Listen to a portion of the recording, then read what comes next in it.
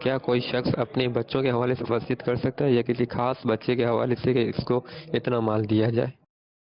دیکھیں، اس بارے میں نبی کریم صلی اللہ علیہ وآلہ وسلم کی واضح تعلیم ہے، اور آپ نے ارشاد فرمایا اللہ نے ہر حق والے کو اس کا حق دے دیا ہے، اور لا وصیت لوارث،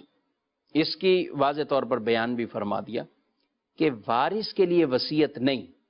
وارث کے لیے وصیت نہیں ہے، اللہ نے اس کا جو حق تھا وہ اسے حق عطا فرما دیا ہے۔ ہاں البتہ شریعت یہاں پہ یہ بات بیان فرماتی ہے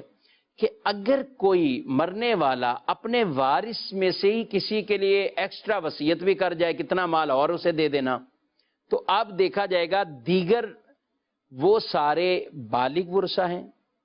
یا اگر ان میں کوئی نابالغ ہیں تو نابالغ کے حق میں وہ وصیت اس طرح نافذ نہیں ہوگی کہ ان کا پیسہ لے کر بالغ افراد کو یا کسی کو بھی دیا جائے۔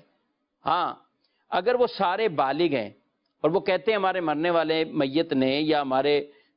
جو بھی مرحوم تھے انہوں نے اس وارث کے لیے زیادہ پیسوں کی وصیت کی اور یہ سارے اس وصیت کو نافذ کرنے میں راضی ہیں، تو ٹھیک ہے، اس کو پورا کریں، اور یہ پورا کر سکتے ہیں، یہ شریعت نے ان کو اختیار دیا ہے۔ لیکن اگر یہ کہتے ہیں کہ ہم اتنی جو شریعت کا وراثت کا طریقہ کار ہے وہی تقسیم کریں گے،